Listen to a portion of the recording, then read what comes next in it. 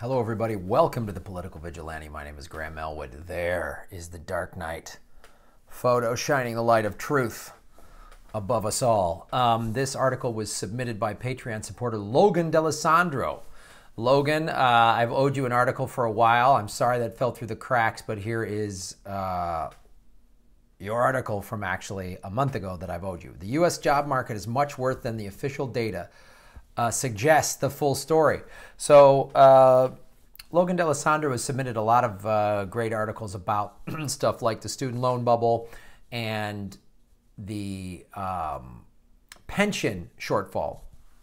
This is more of that type of information. And this is pretty sobering. Now, this article came out on ZeroHedge.com over the summer, but it relates so much to what's going on. And basically what it's talking about is they've been cooking the books on this great, amazing recovery. We have 80 months of recovery since the crash in 2008, and jobs are much better and much better. And this article goes into some specifics, first of all, of how they sort of cook the books and what that means. And one of the things they do is there's like double reporting of jobs. So somebody has two part-time jobs. So it's reported that, oh, look, all these people are working, and two part-time jobs is not as good as one full-time job. Obviously, a full-time job is better because you get all the benefits and overtime and all this other stuff, where it's just another way how the corporate state is just lying to all of us. I remember, during 2015 and 2016 during the campaign, and some people, on the left, some liberals or whatever, were like, what's all this talk of, the economy so bad? Everyone's working, the stats are good. Well, if you have a good, white collar job and you have, a college degree, it's maybe not as bad. If you're a working class person, it's really brutal. And the wages, as I've talked about numerous times on this show, the number of states where you can live on minimum wage in a 40-hour, you work 40 hours a week at minimum wage, and where you can cover the cost of living in whatever state, there's 0 states that works. No one can pay their bills on a minimum wage job. Nobody. That's why we need $15 an hour. So I'm going to go into the statistics here, but here's just some of the facts that have been going on, and how the Department of Labor is not telling us the truth. So here's the real story. 80 months of continuous job growth with unemployment hitting 4.3%, the lowest since 2001. However, the perceived strength in jobs creation is at odds with other economic indicators. President Trump ran on a campaign that repeatedly touted jobs, jobs, jobs. His emphasis on jobs creation and bringing employment back to America struck a chord with voters. But the Bureau of Labor Statistics has been systematically overstating the number of jobs created, especially in the current economic cycle. The BLS has failed to account for the rise in part-time and contractual work arrangements, while all evidence points to a significant and rapid increase in the so-called contingent workforce. Full-time jobs are being replaced by part-time positions, resulting in double and triple counting of jobs via the establishment survey. A full 93% of new jobs reported since 2008. 93% of jobs reported since 2008, and 40% of the jobs in 2016 alone were added through the business birth and death model, which is a highly controversial model which is not supported by the data. On the contrary, all data on establishment births and deaths point to an ongoing decrease in entrepreneurship. And if you look at the statistic here, I'll put the link to the ZeroHedge article in the show notes below, that you can go and see these statistics in depth here. Jobless claims have recently reached their lowest level in 43 years, which, jobless the economy must be good. Since hiring patterns have changed significantly and increasingly more people are joining the contingent workforce, jobless claims are no longer a good leading economic indicator. Part-time and contract-based workers are most often ineligible for unemployment insurance. So to summarize or to break that down, that means that if you are doing part-time work, you can't get unemployment benefits. That used to be when everyone was just basically, the majority of the population was getting full-time jobs. So then when they lost those jobs and then applied for unemployment, we could see what the unemployment rate through the percentage of or number of people getting unemployment insurance. And that was sort of an indicator. But now it doesn't really count. So, oh, no one's getting unemployment. It's 4.3%. It's the lowest it's ever been. Well, it's this thing we've talked about on this show. There's a giant portion of the population that's the working poor, that has a job or two jobs or is working part-time, you know, and they can't get full-time hours. They can't, you know, their boss only, you know, hires them 30 hours a week because the corporation won't give them 40 hours because at 40 hours then they got to pay off for all these benefits. So it's another misleading statistics, and of course the corporate media says, yo, unemployment's low, economy's great, and it's like, I've traveled through this country. There's a lot of very depressed areas. In the next downturn, corporations will be able to cut through their contingent workforce before jobless claims show any meaningful uptick. Overall, we have found the headline jobs number, unemployment rate, and jobless claims to be poor macroeconomic indicators since they have failed to account for significant shifts in labor market dynamics. Well, who computes these? Surely it must be a blunder. Sure, it's an oversight. It's not a deliberate manipulation of the facts and statistics. The corporate state would never do that. That would never happen in the good old US of A. People wouldn't lie. Corporations wouldn't lie, and the government wouldn't back the lies, and the corporate media wouldn't then promote the lies. Not in America.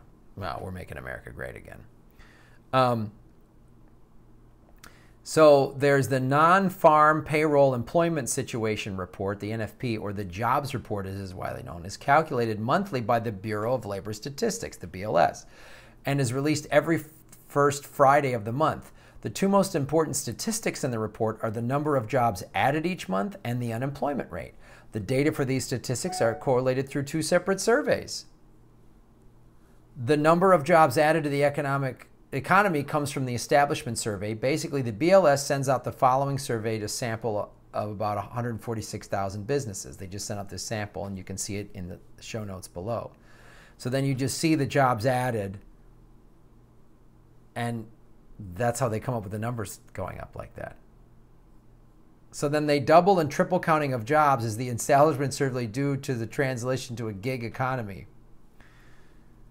Oh. This is what they call the gig economy. Contract work, part-time work. Capturing the ad hoc nature of these work arrangements, increasingly employers prefer to add temporary part-time workers instead of full-time employees. The rationale is to save costs by paying less for full-time employment perks like health care and paid vacation leave, while increasing the flexibility for the employer to downsize the workforce as needed. Ugh.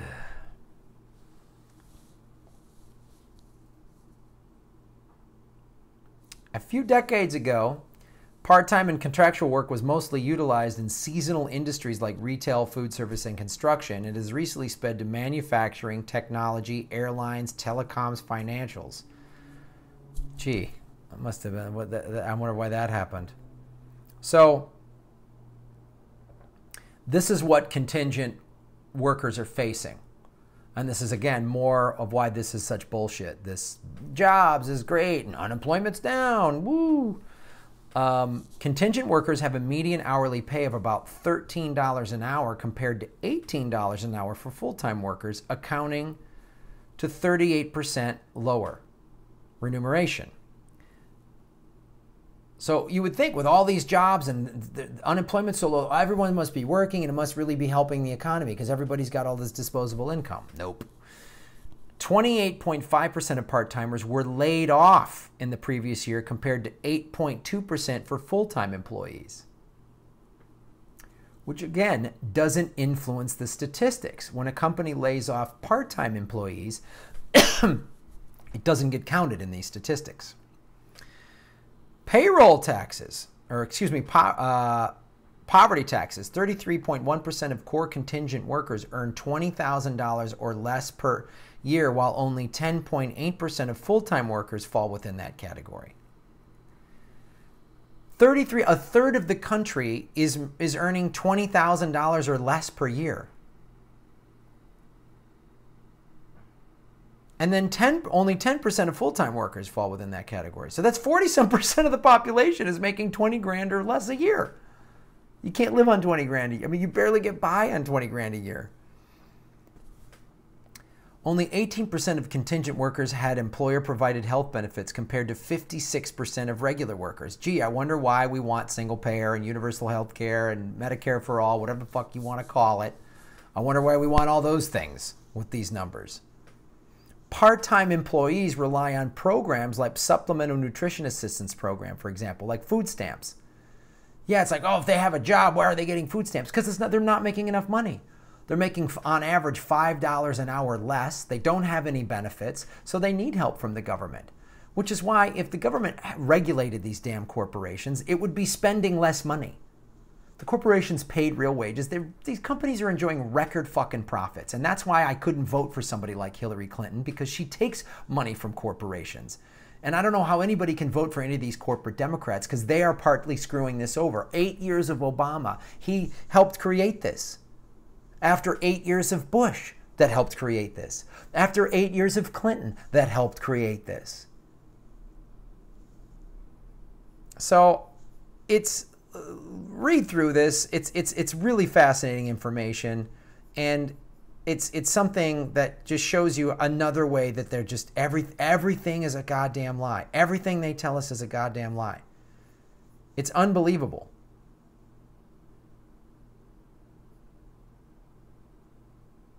So let me finish this.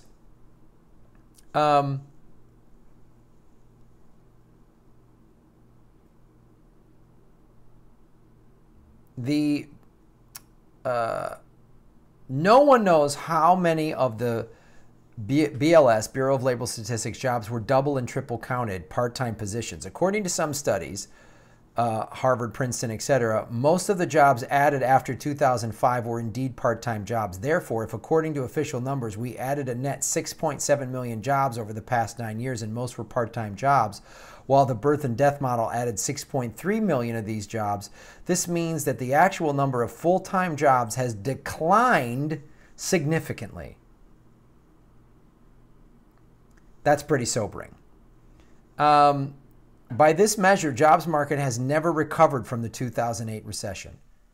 And that's what happened. So the Democrats cheated, as we know. Donna Brazile confirmed everything that we already knew. And of course, then no, corporate Democrats don't own it, and now they're calling her, she's a Russian puppet or whatever. Now she's incompetent. You let her run your party on 2 separate occasions. You let her run the the Gore campaign in 2000. Now she's an incompetent Russian stooge. Got it.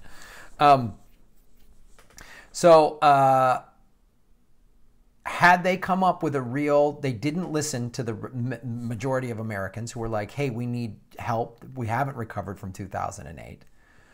You know, we were making $25, $30 an hour with some good union job that got shipped overseas. Now we're making $13 an hour cleaning carpets or driving Uber or whatever. And it's not, oh, you got a job, you must be set. And that's not enough. And costs keep going up. So it's such an opportunity. When you read these statistics, you could get bummed out at this, or you could be, if you weren't a moronic corporate Democrat, the Democratic Party should be looking at these statistics, go, we got it.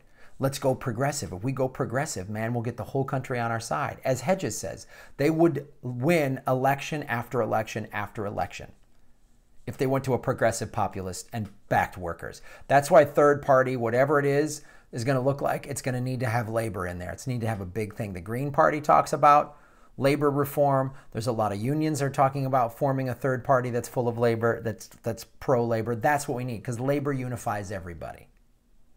Doesn't matter if you're Republican, Democrat, red state, blue state, whatever your ethnicity is, gender, it doesn't matter. Everybody needs a job. Everybody needs to pay their bills and feed themselves and their family. Everybody. So I thank you, Logan D'Alessandro, for submitting this article, and I appreciate all you guys at the Patreon level. supporting the show. It's information like this that I enjoy because I didn't know this, and then I get to put it out there to a wider audience, and you guys can like and subscribe and share these videos to everybody so more people know about this information. You can see how it's all bullshit, and then when you watch the mainstream media, you know, oh, there's more bullshit. There's more bullshit. Thanks for watching.